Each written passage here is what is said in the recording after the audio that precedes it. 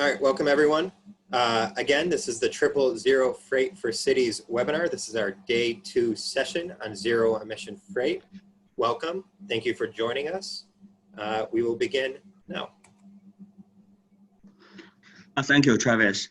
Good morning, good afternoon, and good evening, everyone. I think our audience is from Europe, from US, and from China. So my name is Daizhong Liu. I'm a China Director of WRI Road Center. Welcome to join WRI Triple Zero Freight for Cities webinar series. This webinar series is organized by the WRI Road Center. The center is the World Resource Institute's programs that's dedicated to shaping a future where cities work better for everyone. And the center is, was established in 2014. Today, we have more than 300 staffs around the world, and 80% of our staff are based in our local office in Africa, Brazil, China, India, Indonesia, Mexico, and Turkey. WRI Center for Sustainable Cities have pioneered an ambition triple zero vision for urban transportation that is striving for zero emission, zero road deaths, and zero exclusion from the healthy education, food, and economic services that make cities livable, equitable, and just for everyone. So urban freight is essential, often overlocated piece to achieving this vision. So it's very important to contribute to our vision. So WRI invite you to join our multiple days, 4 parts, the webinar series. This panel discussion will explore topics relating to like day 1, designing and implementation an urban freight policy roadmap and building effective partnership. And today is day 2 sessions. We are more focused on the zero emission freight. And the day 3, we are talking about the Vision Zero planning and the role of a freight. And the last day, we are talking about the street and the curbside management and the complete street and improve the last mile. So these are 4 parts combined together as our webinar series. So today is a zero emission freight. This open panel discussion explores how companies are moving toward zero emissions, urban freight fleets, and what cities can do to help actively to support the EV transitions. So this is today's topic. Firstly, let me introduce our keynote speaker, Liu Ying. Liu Ying is the Director of Energy Saving and Emission Reduction Center at the Beijing Transportation Institute. This institute is a governmental think tank of the Beijing Transportation Commission. She has played a leading role in mitigating transportation-related air pollution and the GHG emission in Beijing. And Liu Ying has been deeply engaged in developing Beijing's 5-year strategic plans. This kind of plan is very important for China for each 5 years. And in particularly for vehicle electrification, sustainable freight policies. So let's welcome her to give a keynote speech to us. Charles, Liu Ying, can you open your video and do you need the PowerPoint? Can you hear me?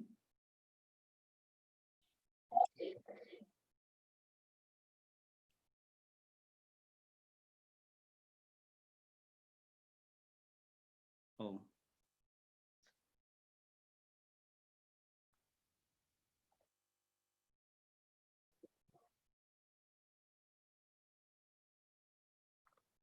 Sorry, I think they have some technical problems for Liu Ying, huh? So let's wait a moment. I saw her online. I saw she online, huh? Can you hear me? 哎，我可以了。 Okay, okay. Okay, great. So Travis, can you share the screen for Liu Ying?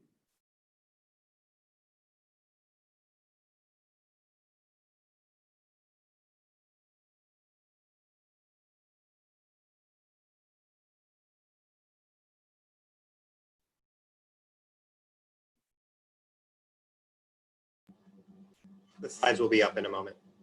Okay. Hello, Liu Ying, can you hear me? Can you open your video and audio? Let us see you. 就该我讲了是吗？对 ，Yeah, 哦， it's 好 your 的， turn. 稍等啊， Okay. 突然音频突然断线。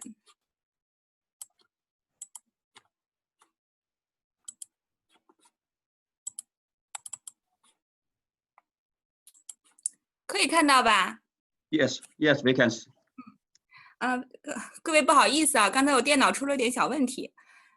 非常荣幸参加这次活动，我来给大家介绍一下，北京在这个零排放货运方面的一些经验吧。这在某一方面也代表了中国特大城市在货运方面的一些尝试，跟大家分享。首先呢，我介绍一下背景，实际上是在2013年以后。大家从这条线上图上可以看到，在这个整个中国吧，整个的这个污染防治呢，就空气质量呢，进入到了第3个阶段，就是说呢，是以机动车为代表的移动源的这个排放呢，成为一个首要的污染源。其实大家也都知道，那个前后发生了非常严重的 PM2.5的这个污染问题。在这里面呢，这个整个货物运输呢，就是在污染的这个机动车污染中呢，占比是非常大的。这边呢，我分享一下，北京的数据，它呢是在这个整个货车的保有量呢，在北京市的保有量呢，大概只有6%，但是它的 PM2.5和氮氧化物的排放呢，就达到了51%和63%。所以说呢，它呢是整个的这个污染的一个非常严重的一个污染源。所以呢，这个关于货物运输，特别是道路货物运输的绿色发展问题呢，就备受关注。在这个主要的这个思路呢，其实从2012年开始，这个中国特大城市，特别像北京呢，一直也在摸索，这个主要的治理方法。我把它总结为呢，这个2大方面。一个方面呢，是从2017年、18年开始启动的这个这个货物运输的运输结构调整。这个呢，实际上在于把这个公路运输呢，尽可能转移到轨道和这个水运这个方面，用这个铁路和水运呢来承担更多的道路运输，这个是大结构方面的调整。另外呢，在道路的这个绿色发展的本身呢，也分2个政策体系，一个呢是行业的激励，比如说北京市也出台了绿色货运的激励政策。另外呢，一方面呢就是车辆的这个优化，这里边呢也又分2块，一个呢是加快的这个老旧这个车的这个淘汰，有一系列的政策体系。另外呢，就是促进新能源货车的发展。就是说用更加清洁的车辆呢代替这个高排放的车辆。所以呢，这个呢就是这张图呢就是整个的关于这个货物运输的零排放的这个整个的思路。我一个个介绍一下。首先呢，运输结构调整。运输结构调整呢是一个中国的一个整体的一个国家层面的一个战略部署。是从2018年4月呢就开始进行这个相应的这个运输结构的调整工作。在这里边呢，应该北京市呢当时的背景呢，整个的这个到发的这个物资呢是1年呢是2.5亿吨，其中呢81%呢是依靠这个公路运输，铁路呢占比是比较低的，只有6.4%。当然我也知道呢，其实在全世界范围内，这种对于特大城市来说，铁路的这个占比都是相对来说是比较低的。但是呢，中国呢，由于考虑到整体的能源和环境问题，也是想这个更多的来使用我们的轨道，包括我们的地铁、城铁和这个大铁国铁，来更多的承担我们的这个尝试的说，可不可以更多的承担我们的城市的这个货运输。这里边呢，其中呢明确了这个相应的这个枢纽节点，以及呢相应的这个物资的种类，包括矿件、商品车、生活必需品、钢铁和这个生活性煤炭来进行呢这个尝试性的推广。特别是矿件材料我们刚才提到了将近这个2.5亿吨的物资里面呢，北京市有1亿吨是主要用这个矿件，就是我们来建楼房桥梁道路这种矿件材料。而这种矿件材料其实是非常适合在一定距离范围以上呢是适合铁路运输的。所以这个呢是整个我们北京呢选择了这五项的这个物资呢来进行转移到铁路上来进行运输。在这样呢，2019年呢，有300万吨的货物呢从公路转移到了铁路。整个我们刚才提到了这个铁路的到发比之前是6.4%，上升了8.1%，它的交通的环境效益呢也逐步显现。必须说明的呢是呢，这个从2018年这个运输结构调整呢，调整的工作从2018年呢全国范围内实现在试行，未来的5年呢还会更加大力度的向铁路和航运向这个水运来转移，进一步呢从根本上呢保障我们的这个整个的货物运输里边的这个从大的结构上来实现呢节能减排。然后呢，我们看一下这个进入到这个道路的这个绿色这个本身，就是我们在更多的物资转移到铁路以后，那我们剩下的必须还是需要用用公路来运输的这部分呢，主要采取的就我刚才介绍的，首先呢，我们是北京市呢发布了一个，就是也是学习了我们欧洲、美国的先进经验。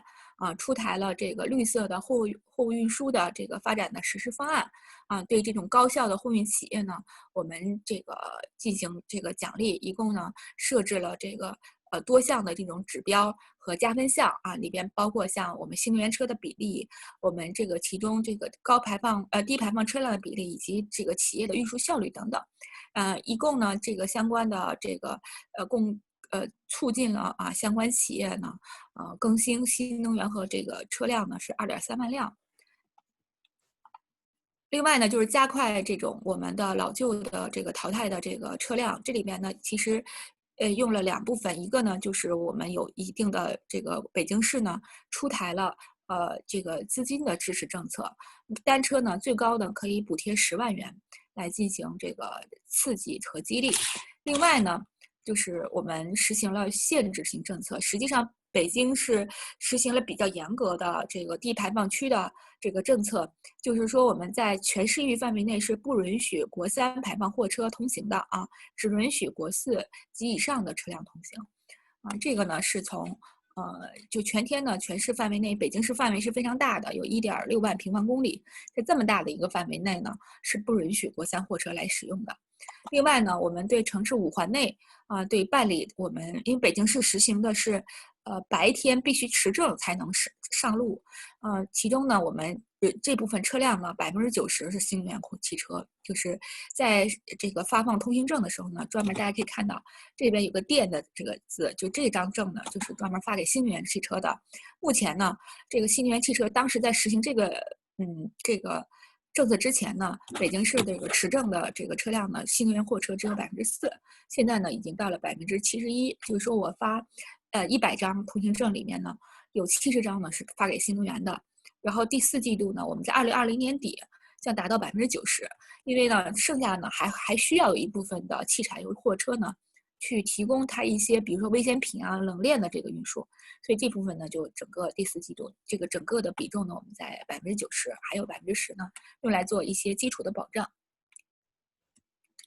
另外呢，就是介绍一下这个新能源的使用情况。新能源使用情况呢，我们是分几种情况。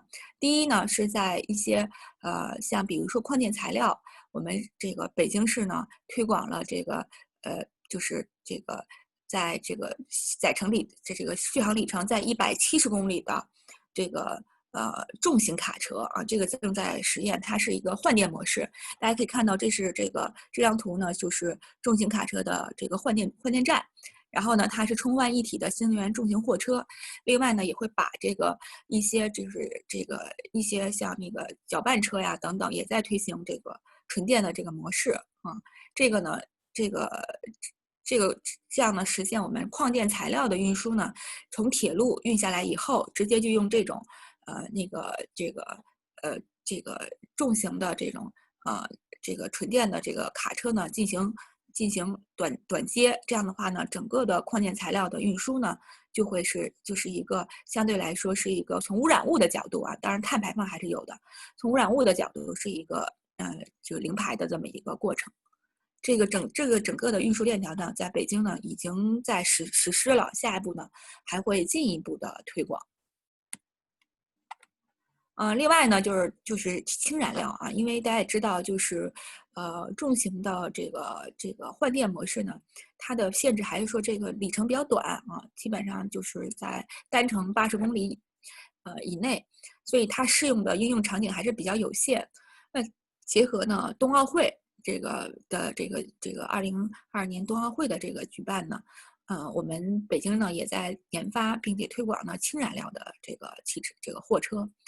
目前呢已经有300多辆呢正在投入使用，下一步呢也是希望整个的这个，当然这个是不仅是那个什么，不仅是货车了，也包括一些公交、旅游等等呢，能够达到一个3000辆以上的一个规模。这个是这个整个我们在车型的这个能源结构上面的一个考虑。以上呢就是北京的这个主要的在货运方面的做的一些这个零排放方面做的一些工作。整体来看呢，未来的展望呢，提出3点。一个呢，我们也深刻的感觉到啊，就是说货物运输是在整个的经济运行的一个非常重要的一个环节，它呢产生了大量的这个污染排放问题，包括交通拥堵和安全问题。但是呢，由于在这个环节，可能各国情不一样啊，在中国来说呢，它实际上是一个末端环节，它的解决方案呢，实际上可调节的这个空间非常有限，因为呢，这个利润空间不在这个环节，所以呢，它的这个企业都是保本微利的，所以在这个里面还需要呢，从经济从产业以及用地方面呢，更好的去设计整个这套的整个供应链体系。这样的话呢，在这个源头，比如说货主企业，他就要求呢，就由货主企业呢来要求促进这个绿色的这个运输，这样呢对整个货物运输，包括它的物流通道的设置等，它是个系统的工程。所以这个呢是下一步我们中国特大城市从源头上解决货物运输污染问题的一个整体考虑。当然这里边的这个运输结构调整也属于这一部分的。另外呢，我们也是会结合新能源车的这个推广应用呢，进一步的去完善货物的这个货运企业的组织模式。其实从北京的推广经验来看，新能源下的这个新能源车辆这个交通工具的更新以后，整个的货物运输的一些组织模式发生了变化，因为它中间涉及到了需要充换电需要适应它的车型以及相应的人才，所以这方面呢是整个就完善围绕着新能源车会整个的改善呢。会整个的改变这个货物运输的一些组织模式这个呢也是我们和先进企业，比如像京东、像顺丰这些中国的这个货物运输的头部企业正在共同努力的一个方向。另外呢，也是在这个管理政策方面，除了继续实行可能更高标准的这个低排放区政策，比如下一步可能考虑到国4的车辆，那我们还会进一步的出台呢一些领跑型的和这种激励型的政策，为整个的这个货物运输呢，这个零排放呢打造一个政策环境。目前这些政策呢也正在研究过程中，预计呢在2021年呢会实行新的一批政策。另外呢就是说是结合着整个的物资流通呢，也在建立呢这个，因为现在已经进入到一个数字化的一个时代，所以呢会建立一个大多元的这个数据体系来进行呢整个的监测呀、这个分析趋势预测呀等等，这样呢为整个的这个零排放的这个物流体系的这种可持续运行提供一个更好的一个支撑环境主要就是这些，谢谢。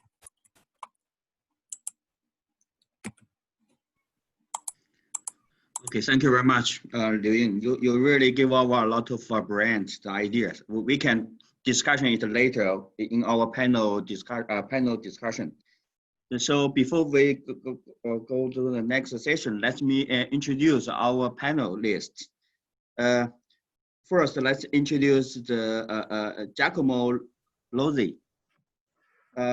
He coordinates the Urban Free, the working group at the Polis. The Polis is a European network of cities and the regions working on transportation innovation. He is in charge of the capacity building, transferability, and the dissemination activities in several EU research projects on transport and logistics. Giacomo, welcome you. The next panelist is Sophie Panke. She is the Executive Director of the Smart Fleet Center and the Chair of Sustainable Supply Chains of ALICE. She brings the global logistic community together to support companies in their journey to zero-emission freight and logistics. Hi, Sophie. The next panelist is Zuri Zheng. He is the head of the sustainable mobility at ICLEI. ICLEI's sustainable mobility supports cities and the regions in creating sustainable mobility for people and freight. Hello, Zuri, can you hear me? Okay. The next panelist is Boris Kort-Pak from the FedEx. He is the chief engineer of a global vehicle for FedEx Express, where he is facilitating the goal of increase the FedEx Express vehicle fuel efficiency 50% from 2005 baseline by 2025. As a chief engineer, he also provides the technical vision and the strategic counsel to direct practical leading edge implementation for fleet innovation and efficiencies. Hi, Boris. Okay, so they are our the panelists. Before we go to the Q&A sessions, we prepare 3 Menti questions. Travis, can you show the website to our audience and the panelists? I hope both of you know how to use our website to join our Q&A, the Menti question. Travis?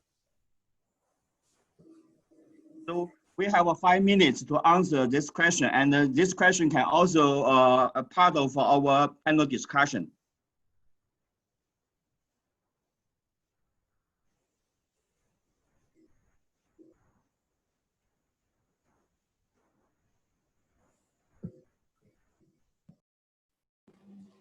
Sorry, just one moment. I'm sharing my screen. Okay, no problem.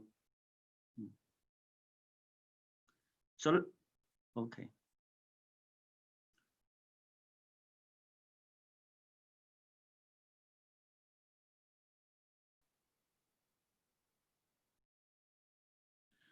Okay. Please join this Menti question. Use your phone or your computer. Go to that website and input the code 50B6C to answer these questions. I saw a lot of people already start.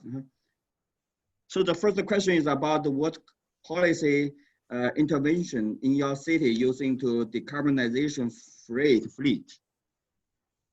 Okay, we saw a lot of answers here. So you only can pick up a maximum 2 options. Whoa, it's a very dramatic change.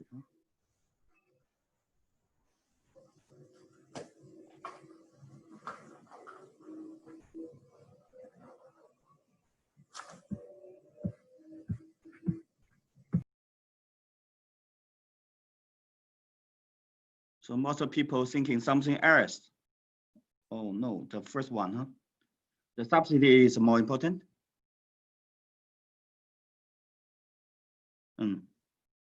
Let's go to the 30 answers, then we go to next question. Now it's the 28. Okay. So the next question is what are important the near-term solutions for decarbonization freight? So the same, you can pick up 2 options.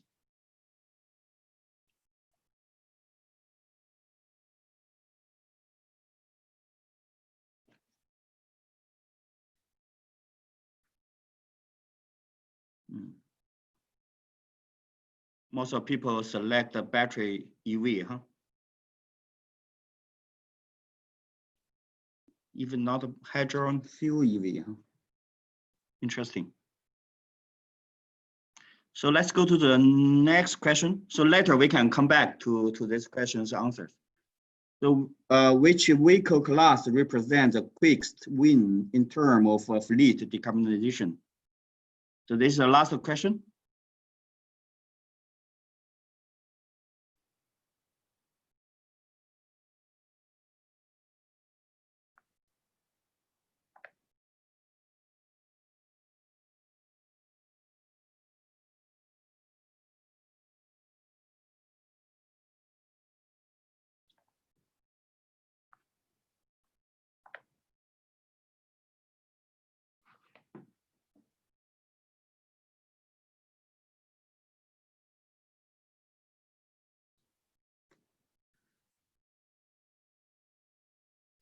Interesting.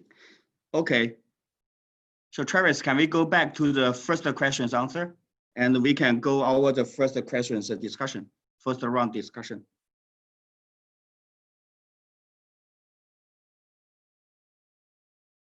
Okay, this one. Great. So I have a question for Giacomo. In partnership with the Transportation Decarbonization Alliance and the C40, I know you prepare a very good report and the guidance for cities to incentive the procurement of EVs, including implementation zero emission zones. Can you introduce us some of the important findings from this work? And what are some of the zero emission incentives you are finding are most successful or promising? Giacomo, can you hear me? Yeah. Can you hear me? Yes. Yeah. Hello, everyone. Here shows the subsidy and the low emission zone is very important. Is that right? Yeah. So thanks for inviting me and for giving also so much relevance to the topic of freight. We know that it's very relevant, and you are even giving 4 appointments on this. So we're very pleased of that. I would just like to briefly introduce Polis. So thanks for your first introduction, but just to say that it's a network of local authorities, so cities and regions from Europe working on transport innovation. We gather more than 80 members from all over Europe, and we work on 3 main areas. We work on European policy, so we represent the voice of cities and regions when it comes to European legislation on transport. We work on research, so we involve cities and in research projects where they can test innovative solutions. And we also organize working groups and peer-to-peer exchange activities between cities, but also between them and the industry sector, especially in the case of freight. So the ultimate goal of Polis is to help cities improve livability and the accessibility of public space by reducing pollution and congestion. But when you do this, of course, you have to ensure that the economy of the city works and the citizens have access to goods and services that they need. And this was even more clear when with the COVID pandemic, when logistics and deliveries became quite essential service. I mean, they were before already, but it became clear to everyone.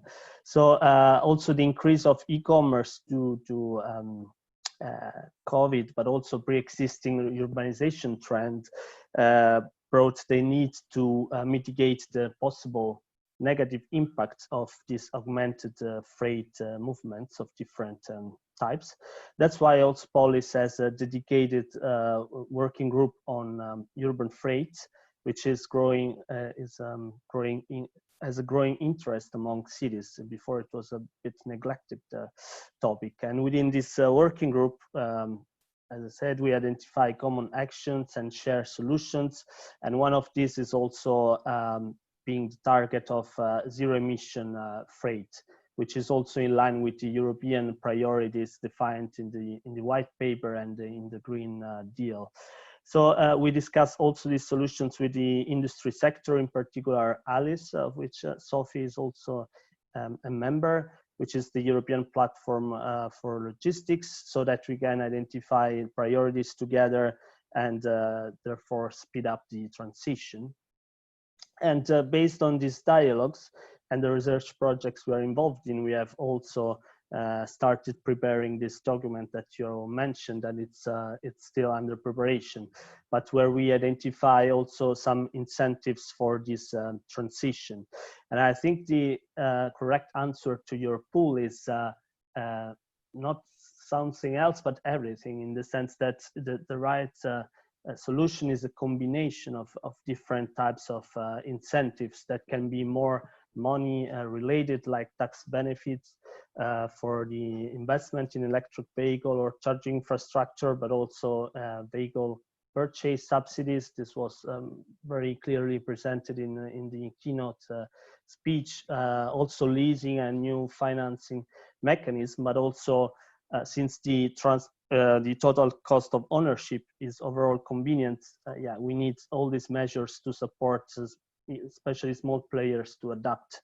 But also we need some softer incentives like fleet recognition schemes or labeling schemes for recognizing that companies are belonging to such a scheme.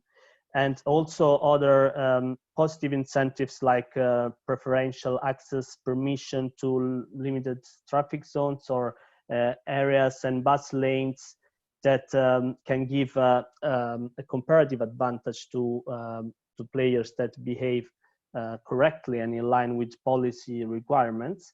And but indeed, incentives is shouldn't be only about one-to-one vehicles replacement, but also to avoid trips and making the delivery system overall more efficient. But we will talk about this later.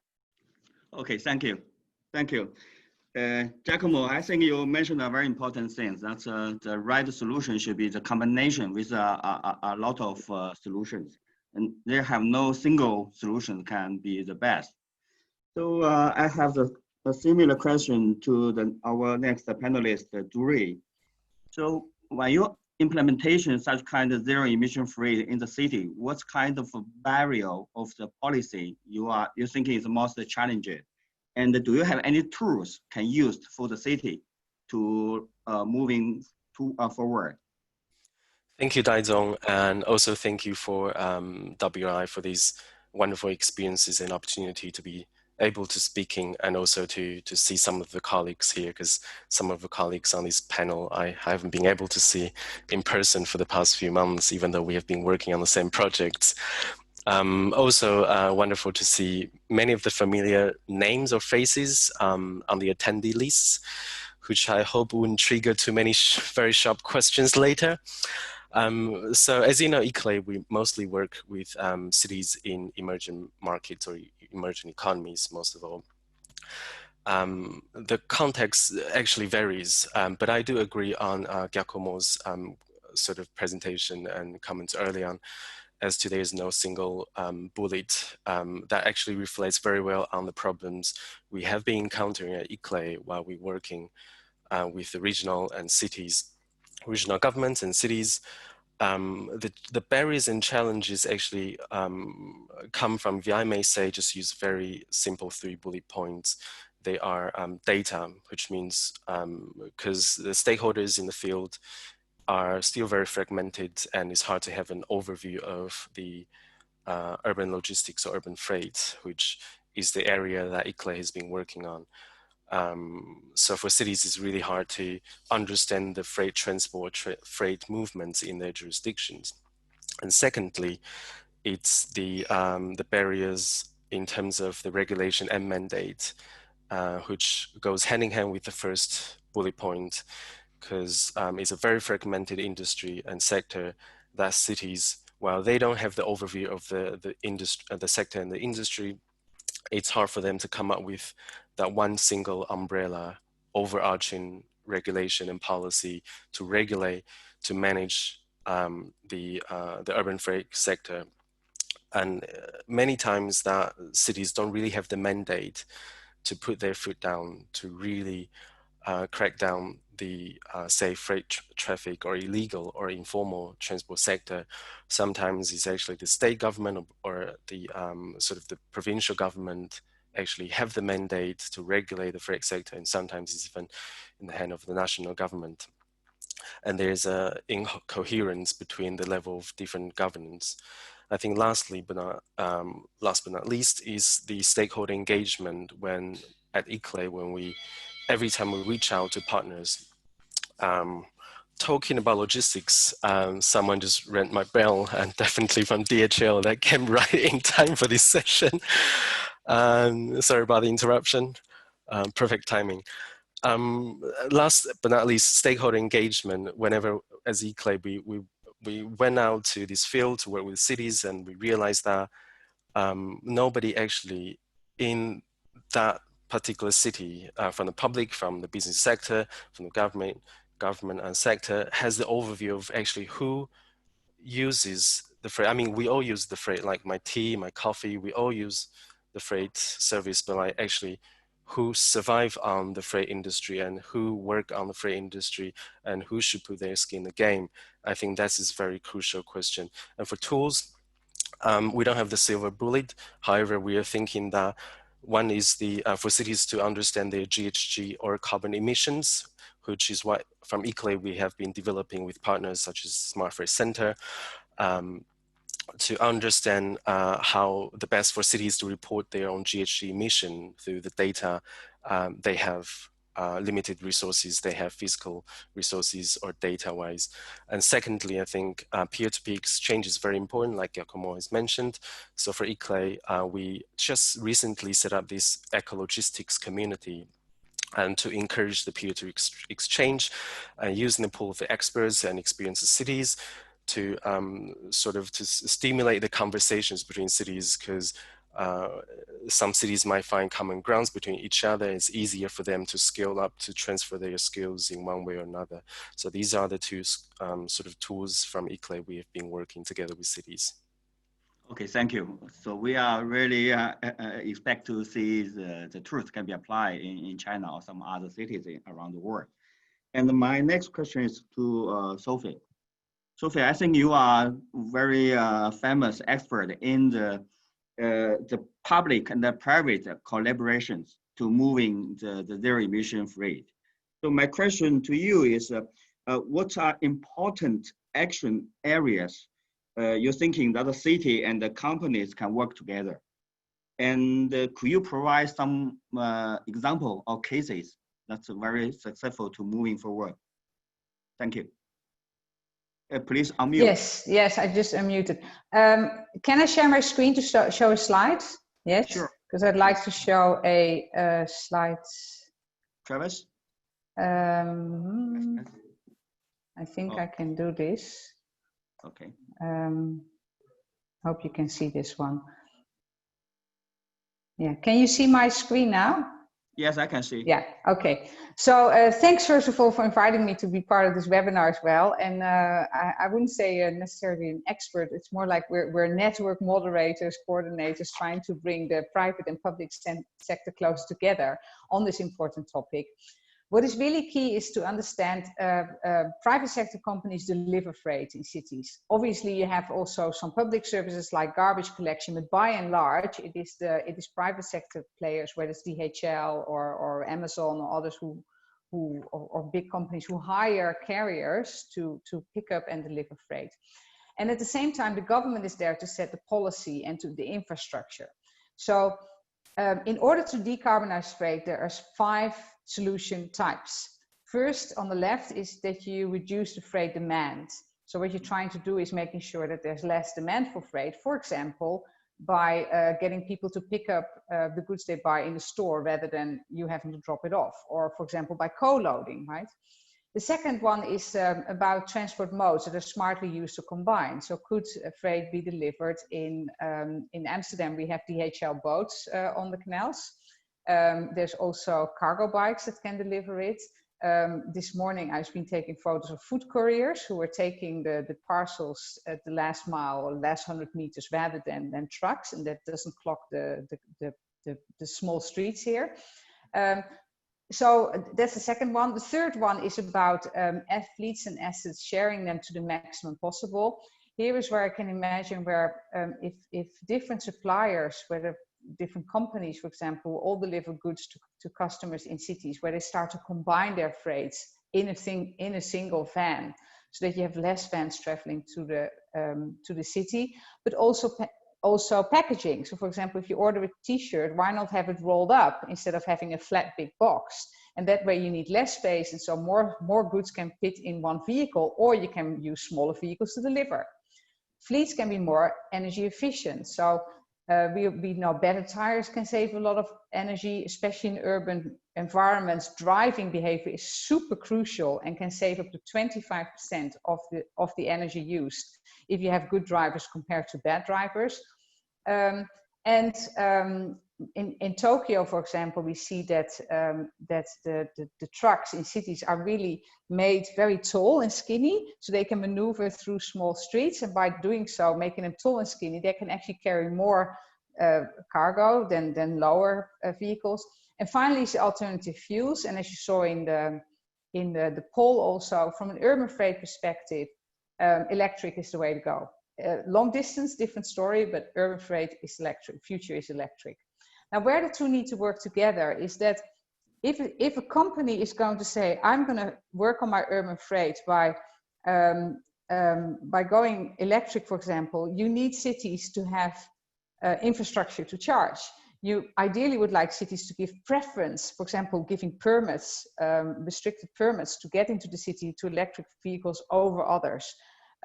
There's also a big need for curbside management, because right now many of the cities don't provide a real good planning for freight, so trucks are parked all over the place. So that's just an example, some examples of where the two might work together. And the final one is that governments, so city governments, should lead by example. They should themselves decide to only buy freight that is low carbon. If they don't set that example in that direction, then you don't send the right message. And you saw in the poll as well, purchasing was very high, and so I think that cities are already moving that direction. I'll leave it at this. Actually, one point I want to add, because of what was said before, calculating emissions. Data sharing is absolutely critical for city policy to work and for companies to reduce their own emissions. And what we right now see is too little collaboration between the two on data sharing. And as a result, cities are not able to even know what the emission footprint is, let alone respond to it. So I don't underestimate the need for sharing data. Thank you. Okay, thank you, Sophia.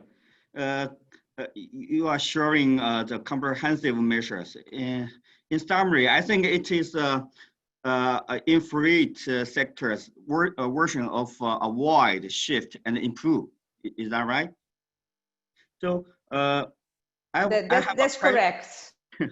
I have a question. What are the barriers with the data sharing, for example, between the company and the cities? Well, the barriers is at the moment that there's no common methodology. So we have the greenhouse gas protocol exists that is quite broad. It applies for all companies to use for their own emissions footprint. There's also a greenhouse gas protocol for cities, but when you go into detail of that, the amount of information and guidance on calculating transportation or freight is very limited. And so Smart Freight Center has been working on one methodology to calculate emissions from freight transportation for companies called the GLAC framework, and it covers all modes, ships, air, everything. And what really would be needed, and this is of course why we also partnered with eClay, is to start working towards how can we have a common language between companies and policymakers on how they should calculate the data, so the methodology. So that's one part. The second is then having access to data. Unfortunately, many cities have realized too late how much leverage they could have if they grant access to companies to operate in the cities. My belief is, if you're the boss of the city, you have the right for data of anyone operating in the city.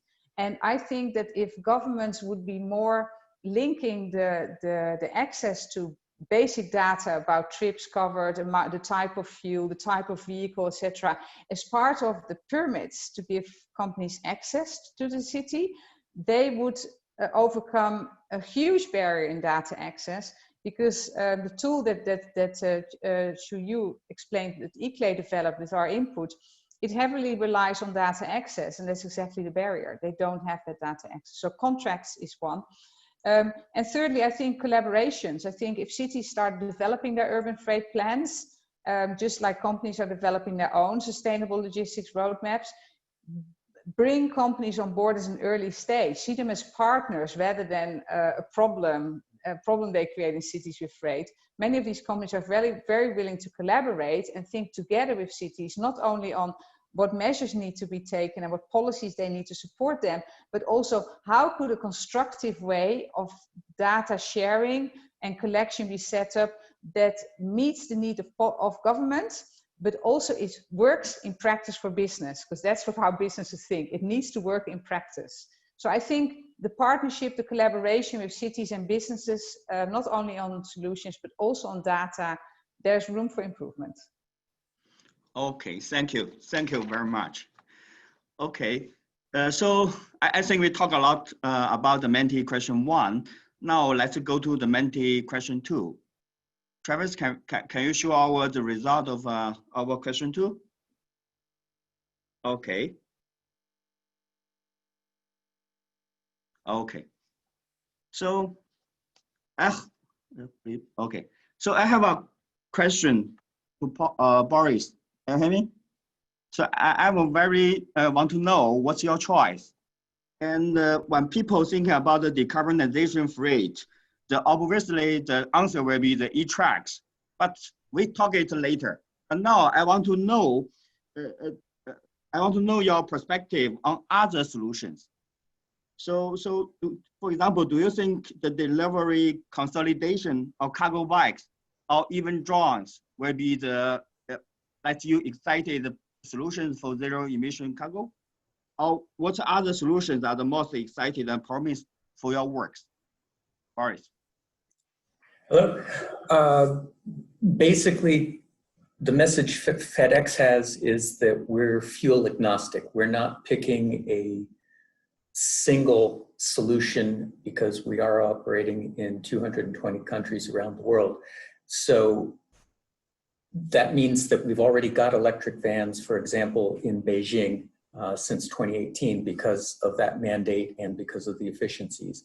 We started using Roxo, the delivery robot, in August of last year. We made our first deliveries with Wing, an electronic drone, in November last year, October.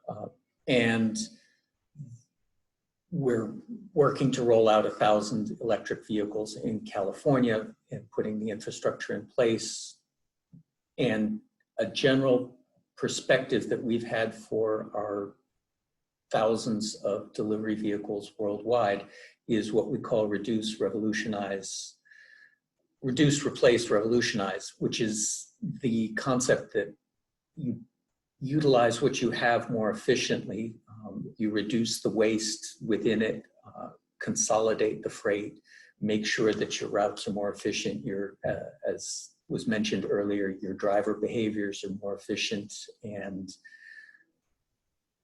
then you replace those old assets, the ones that are less efficient or not as well utilized, with smaller, more fuel efficient vans. For example, we're also working with cargo bikes. We've had some going out in the Netherlands in January of this year. We've also got those in the UK, London, Frankfurt, Germany, Milan, and Paris and Madrid. So we're not locked into a particular method. And then that revolutionized part is again, not sticking to only the vans that come up and deliver packages. We want to have options and modules. One of the things, it's somewhat tying into, I think, one of the Menti questions, but the longer term, things like robots and drones don't have the existing infrastructure that our roads and sidewalks do already. So leveraging what we've got more efficiently, so the roads, the rail, sidewalks, bike lanes, is a much easier, more efficient place to start than, oh, we have to put in new routes and plans for robot vehicles or drones. So that's a way of easing into more improved efficiencies. Okay, thank you, Boris. Yeah. Giacomo, I have the same questions. So tapping into the opportunity of a vehicle electrification, how low the consolidation and the efficiency improving measures come into play from your perspective? Yeah, I think just to also start from what we were saying before, the power of procurement, it's very important, not only for the vehicles, so public procurement, cities can buy clean vehicles, but can also buy services and goods that are delivered in a clean way. And also they can use this demand to aggregate the supply of these goods. So they can also use consolidation or micro hubs to consolidate the goods that they need to be delivered to their venues, and this is a strong tool in the hands of cities. And indeed, we are also neutral in that sense. Like we see electric vehicles as a mean to support the zero emission, but it's not only that, it's also cargo bikes that are also easy to couple with micro hubs, and especially with the rise of e-commerce and smaller parcels, this can be a good way. There are studies that say that cargo bikes can cover up to 25% of parcel deliveries, but also 50% of services trips, and even 70% of shopping trips, so also normal bikes, and that's also part of logistics. So it's all types of vehicles. Regarding drones, for example, we are involved in some research about it, but we see the deployment of drones for delivery is a bit limited, also because you don't want to move road congestion to air congestion. You have to be careful with that. And then, but also to stress what Sophie just said, it's very important that there's a strong collaboration also when you set up this kind of new systems like micro hubs, that there's a support by the local authority that understands the needs of the service providers and facilitates the deployment of these solutions. And it cannot be a top-down approach, but it has to be a collaborative implementation. And it's very important that there's this kind of mediation that can be supported also by research. And the fact that sharing data is essential, it is true, but also I see with local authorities, you have to select the data that local authorities need, because they don't need all types of data. It would be too much, and they have to understand them and to use them for evidence-based measures, and also to monitor the measures. And so, and as Sophie said, it has to be feasible for the industry. So you should agree with them from the very beginning on when you place a new regulation, what they can share, what they are willing to share, and then support and incentivize this sharing principles by giving something in return that can be access to some specific services or lanes or whatever. But this has, and what we are trying to do with the industry sector, both cities, what are they trying to do at their local level, and we as an organization with industry organizations, is to define the basic data that should be shared, and for which reason. Okay, thank you, Giacomo. My next question is for Ying. Can you hear me, Ying?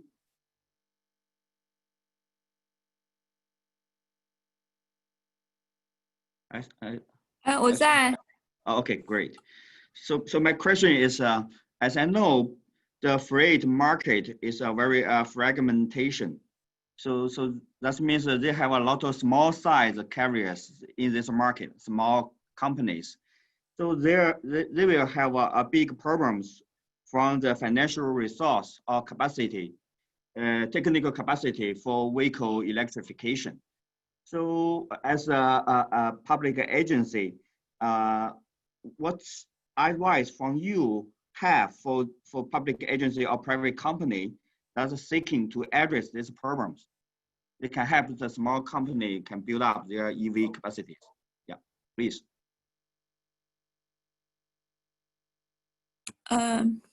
我想结合北京的实践回答一下这个问题。刚才其实也有一些观众在向我提问，我感觉首先是在整体的这个体系内，我就还是一向持这个观点。北京市实际上尝试着在重新架构物流体系，不仅是货物运输体系，来解决最终的运输环节的低碳问题。因为运输环节的低碳问题，由于成本太高，很难从运输环节由我们的货运企业去解决，这是我的一项的观点。所以呢，北京市更多的是从城市规划从用地以及我们的基础设施，还有产业结构，比如说要求我们的工厂必须修在铁路线旁边。就是像，或者是说，他在这个采购服务、运输服务的时候，必须要，其实就是说这部分的咱们运输环节的，这个费用呢，比如说我用这个新能源货车运输，可能涨了每吨呢20块钱，其实对货主企业，就对一些大型工厂，这个是可以消化的，但是对我们的这个小型的运输企业来说，我个人来说是很难解决，我们目前北京没有找到很好的解决方案。所以其实另外一方面也是说，其实我们在进行电气化的过程中，最大的阻力其实是来自于我们的小型企业，它没有这样的成本空间去消化这么大体量的，就在目前电气化还是处在一个成本非常高的环节，所以这时候现在的采取的模式更多的是。我个人觉得，在电气化的过程中会发生企业的合并和一些小企业的退出，这个是没有办法的事情。所以对一些中小企业来说，他们会做出这个是一个自己的市场的选择。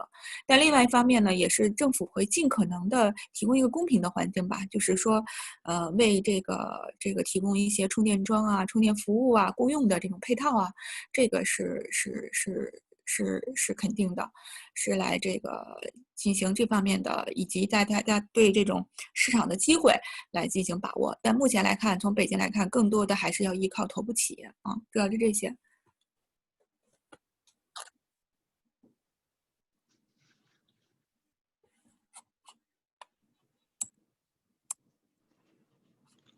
Okay, are you finished? 我结束了回完了。Okay. We have some difficulties to hear the translation, but okay.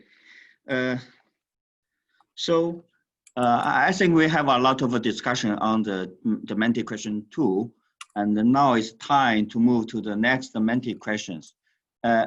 Travis, can you share your screen for the last question? Okay. So we are the discussion how the technology adoption and the data issues that we can represent the quickest win in terms of the fleet, the decarbonization. We can solve the small parcel and the home delivery. It will be the top wanted. So my next question is for Boris. I want to know what is the FedEx doing to reduce the CO2 emission in its global fleet? Can you hear me? Yes, okay. And if we can put some slides up, I've got. Okay, sure. There we go. There you. Let's not worry about that.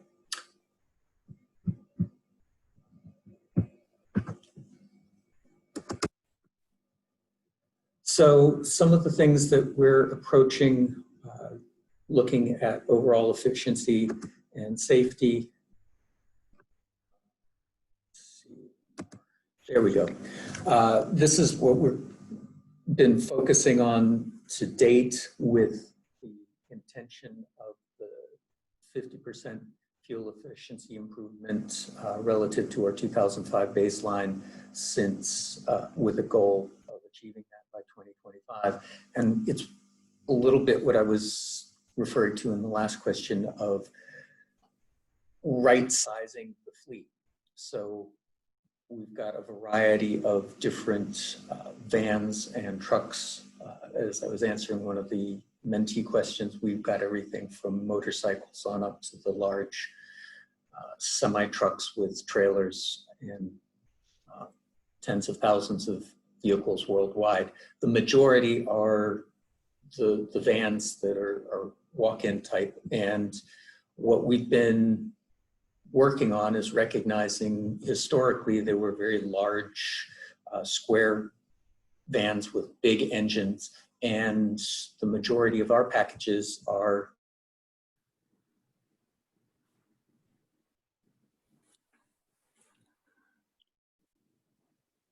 Hello? I think we lost you. Boris? Okay. I think they have some technical issues, huh?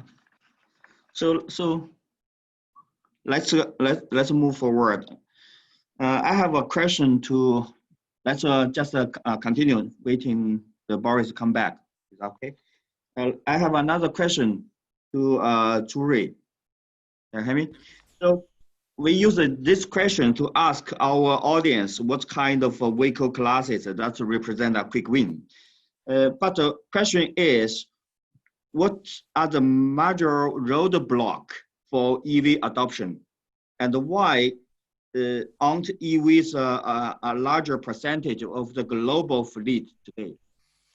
Can you answer this? Yeah, sure. Thank you, Daizong. That's a very interesting question. I think the adoption of EV has been quite a sort of popular discussion for quite a while, and whereas in freight industry, I think it's particularly different from the passenger transport because you see the kind of heavy goods vehicles being electrified in Nordic countries or some part of the European Union because there's infrastructure has been ready. I think Boris mentioned this a while back, or I think, can't remember, it's Boris or Giacomo, sorry for my note. I mentioned about the infrastructure. So particularly for the uptake of EV, I think from ICLEI's experiences when we work with the emerging economies and cities in the emerging markets, they don't always have the grid ready for the uptake of EV. That could be one of the biggest roadblocks, and infrastructure and charging points, and even they don't really have the technical knowledges in this field. They don't have the procurement policy ready. And in freight in particular, well, in countries like Germany, for example, maybe 80% of the last mile or the urban logistics is done by Deutsche Post and DHL.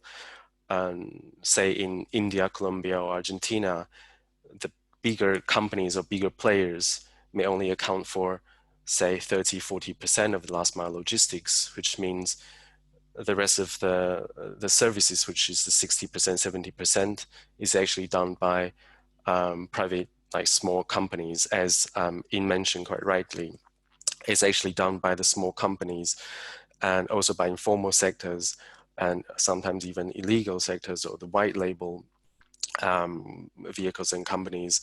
And that's really hard to regulate not saying that they need to be regulated, but in this way that for cities to support their adoption and transition into a more sustainable way of delivering. And so I think that's infrastructure grid is definitely one of the biggest roadblocks, and the other is actually to understand the majority of the informal and the kind of white label operators. Okay, thank you, Zuri. I saw Boris come back. Can you hear me? So Boris, please let's finish Yes. your first present, then we go forward. I apologize, that was embarrassing. I was running on battery and that was not a smart move. So let's get back to it's okay. The right size for the vehicles, and if that's where things dropped off. The efficiencies we've gained have been by optimizing the loading and vehicle size along with driver behavior. That's gotten us to over 40% fleet-wide efficiency improvements since that 2005 baseline that we're referencing. The last 10% or so is going to definitely require a significant amount of electrification.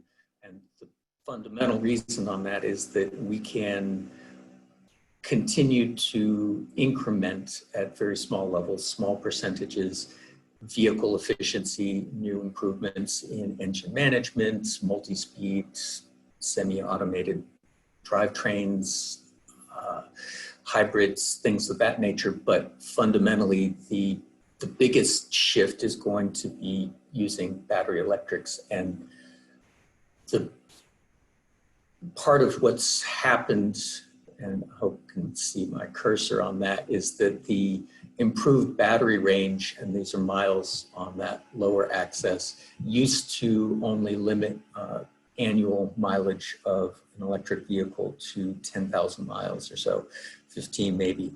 And that was of extreme limitation, plus you had upfront costs that were challenging.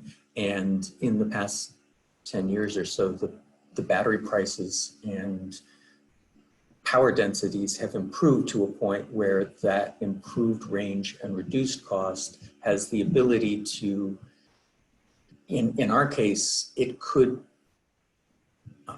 if there's a substantial enough manufacturing base, it could match 60 to 70% of our entire fleet volume. So that's quite exciting. Thank you. Okay. Thank you, Boris. I think it's really very exciting for FedEx to have so ambitious plan to do this. And my next question is for Yin. Can you hear me, Yin? We all, okay. We all know the BTI has done a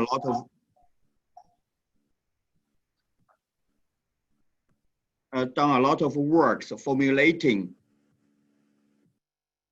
for calculating and reporting the logistics emission. I think you use the wrong channel, the translation. Yeah, but anyway, let's go on. So Ying, could you talk a little about this work and why good data is a key to supporting cities to decarbonization the emission from the freight? 好的，我跟大家也分享一下，在这个数据的这个方面的这个北京方面的我们这个交通发展医院的一个建设的一个情况。首先是这样的，其实大家也都清楚，因为像戴总您很知道，就是整个货物运输跟客运相比，它的数据的体系化和这个来源是很差的。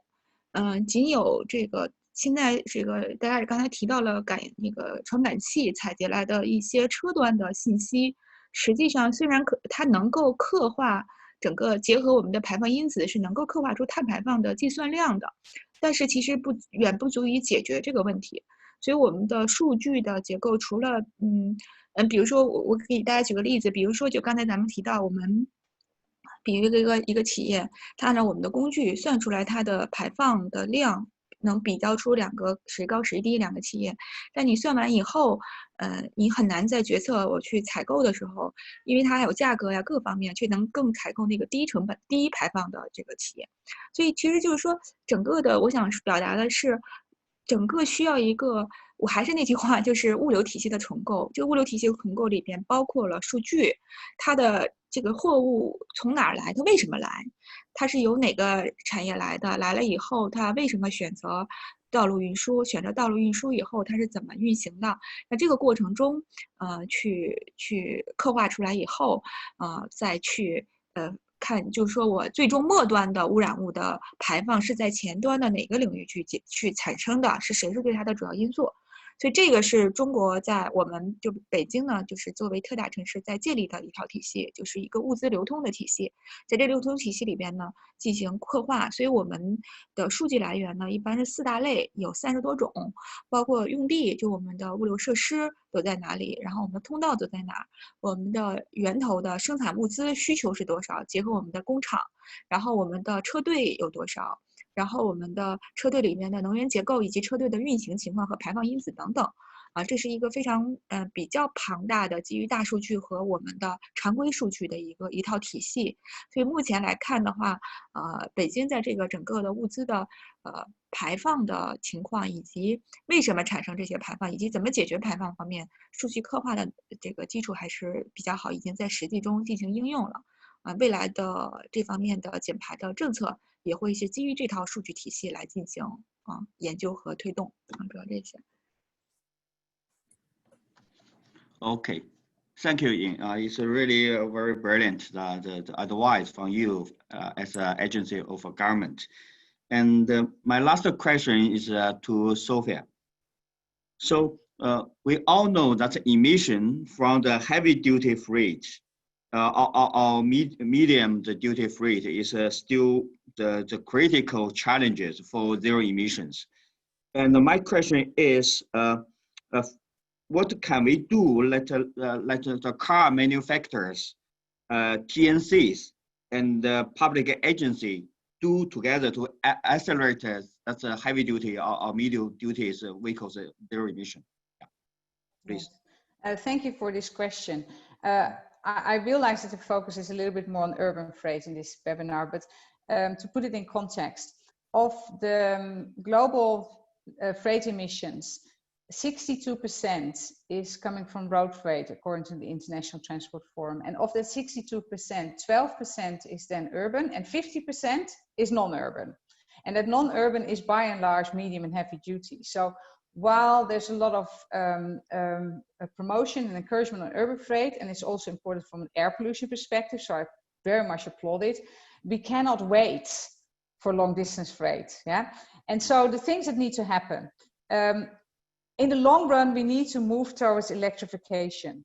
And whether that's going to be a combination of battery and hydrogen, or whether it's only going to be electric, I believe that at the moment, the verdict is still out there. There's tests done with hydrogen, there's tests done with electric. And because we have only 10 years left, really, to tackle this climate change battle, we cannot let it become a fight between hydrogen and electric. We need to really push, push, push. So I'm for electrification, but I want to make sure that we don't lose the other opportunities that might be a little bit earlier.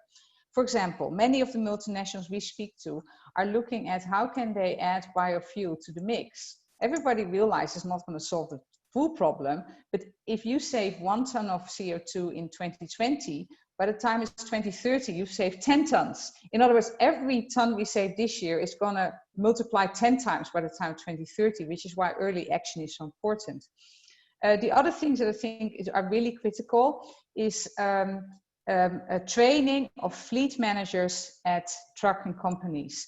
And because those fleet managers are the ones who deal with the customers, they deal with the local authorities for the permits, they deal with the management, they deal with the drivers, they deal with the maintenance staff. They're the one at the center of the fleet, and giving them what we call a smart transport manager training can help them to understand what they can do about fuels, the vehicles, the drivers, the monitoring, and the ICT. Because don't underestimate the use of telematics, transport management systems, to give data to both the company to manage the fleet better, but also to the driver to drive better. So educating them is going to be really key. So that having said, in terms of measures that you can do inside the fleet, then we go outside the fleet. And what we need here is much more collaboration between shippers. And by shippers, I mean buyers of freight. If companies are less worried about the competition with others, but they move it pre-competitive. We compete on the shelf, not in the truck. If they adopt that mentality and saying, as long as my goods are transported from A to B, I'm okay for it to be pulled together with others. What it will do, it will make the trucking companies have greater flexibility to transport the goods, but also have the volume of freight that allows them to put it on trains, right? It is still a situation in many countries, I believe also in China, where steel or coal is still often transported by trucks, and we can't have that, right? And then I think those shippers or buyers have also a role to play in giving certainty for this sector. This is a commercial sector. If a carrier has a room of they make a profit margin of 2 or 3% at most. That's like working the whole year with all the risks included. And at Christmas, you start making money. And then people are asking you to invest. You don't have the room for that. So customers, whether that being governments or whether it's being multinationals who give the contracts, should look at longer contracts. Because if you have a 1-year contract, you won't invest. But if you have a 3-year contract, then you're already going to take the risk to invest in certain things. And I think the whole procurement relationship between both shippers and carriers, but that governments can promote, is an area where we need to invest in much more. And finally, I want to make the link with Alice. I'm also on that European platform. They're very much in favor of a physical internet. And what that means is that you put the whole trucking in context of the bigger system. It's not about who owns the truck, who owns the fleet. It's about how do all the vehicles, the ships, the trains operate as one system. And it's like an internet. If you send an email from, say, Amsterdam to Beijing, do I care how it gets there? As long as it gets there, right? Let someone organize it. Is anybody organizing it? It is organized in a system and not by one particular provider. And I'm very much encouraging, and I think it's possible to do this, for example, at the level of US or Europe or China, where the government steps up much more trying to make this work as a system, whereby you still have individual companies, but whereby you give them incentives to collaborate and share their assets in favor of decarbonization of the entire system. Yeah? And final one is what I call offsetting.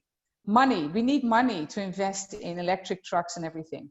Now, if you're a company and you still have residual emissions and you don't know how to get rid of them, what do? You invest in trees or solar panels. But how about this? What if a government would set up a scheme whereby they say, you don't need to invest in trees or solar panels, invest in our scheme, and we will use that money to pay trucking companies to replace their trucks with electric ones, or to use alternative fuels that might be a little bit more expensive. If that scheme were to be set up centrally and coordinated, a lot of companies would want to make use of it. One, because the certainty is bigger. You know if a truck has been replaced, whereas a tree is still standing in 10 years, you have to wait and see. But second, you're investing your offsets in your own sector, in the freight sector, where we lack money. So I think that's my fourth suggestion. So I think it's possible. We just need to collaborate on making it happen. Thank you so much. Thank you so much, Sophie. You are always very brilliant, the solutions for us, for the answers. And as the same, I have a final question to Giacomo. So can you hear me? Okay. Okay. So unlike traditional the diesel vehicles, some quality features of e-freight is not visible. So besides, for example, like the batteries degradation. So besides the market analysis, what solutions are available to ensure the procurement is value for money? So that means how to incentive the car manufacturers to produce more e-freight. This is the question for you. Yeah, and I think I can also address a question from the audience about what are the new policies in place for this, because I think and also continuing on what Sophie was saying, it's very important that there's money going for the development of these technologies, and we as Polis, but also Alice, we are part of a 2.0 partnership. That is the new partnership of the at European level that supports the research and implementation of this kind of solution. So it's European money that go to support this transition. And the novelty of this is that it takes place within a systemic perspective. Before, this kind of programs were really focusing only on the vehicles, and now it's becoming more important to integrate it into the system. So there's money going in that direction. You need research, you need implementation projects to test these applications, but you also need regulation, because and also a comment about Audi not going to invest on this soon, but if you implement regulation like now we're doing at European level with CO2 standards, for example, that companies have to fulfill in their production phase, that becomes compulsory. But also it's not only about vehicles, it's also about alternative fuel infrastructure. We have a regulation in Europe that now it's under revision that says that you have to place alternative charging infrastructure facilities, not only in cities, but throughout all the European corridors, so that also on the long trajectories, you can support this kind of transition. As Sophie said, it's not only a cities problem,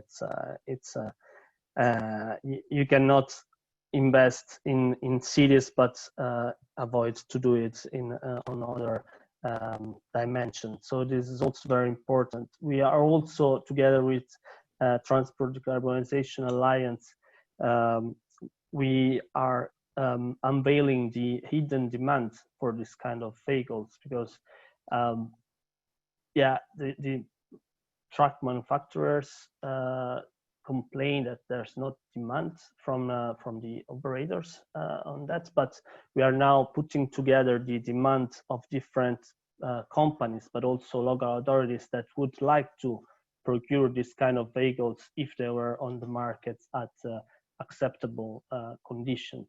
But so all this is a combination of different factors, which is binding regulation, which is the offer of the market, which is the request of the and the demand of the operators, and also public authorities that have to be on the front line for this.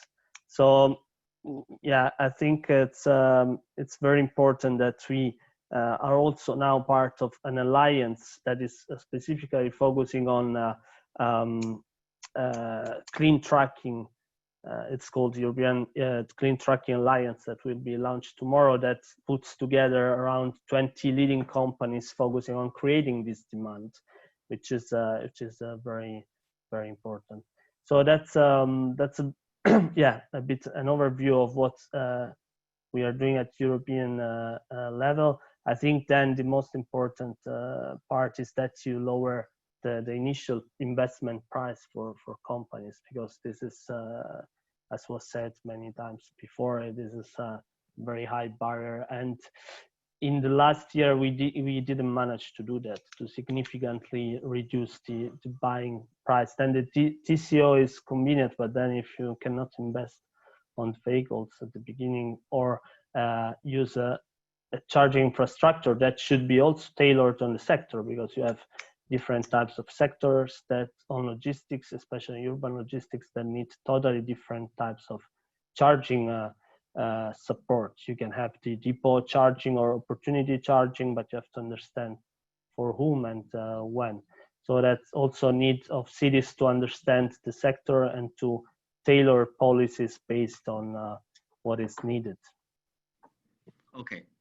Thank you, Giacomo. It's really a lot of very insight opinions from you.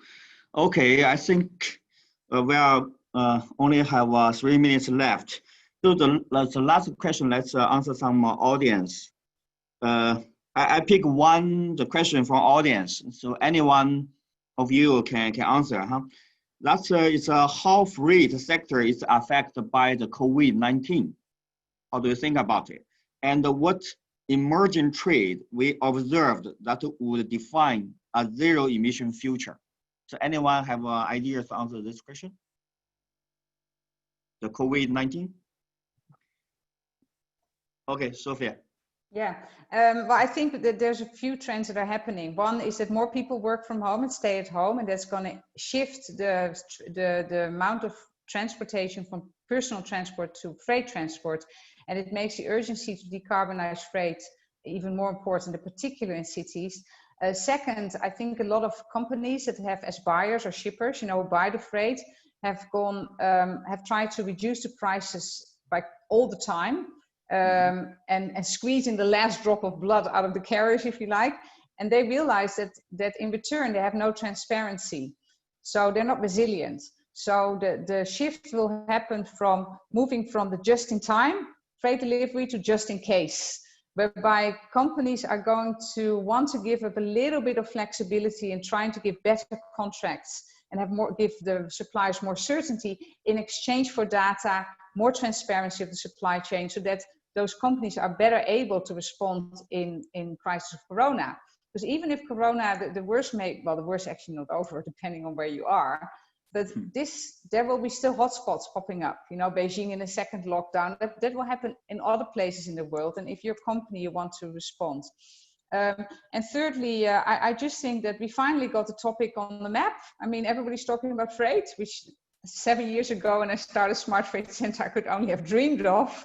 So with that increase in awareness, I think that the whole freight sector and freight transportation is going to get more attention from companies because of the supply chains, from governments because they realize this is an area of growth. And so I mean, bright lights in dark ages is that we will get more attention for this topic. So. Okay. Okay, so thank you very much, Sophia. Your ideas about this one. So, okay, it's exactly time for ending. Thank you so much for all the panelists to join this webinar, and thank you our audience.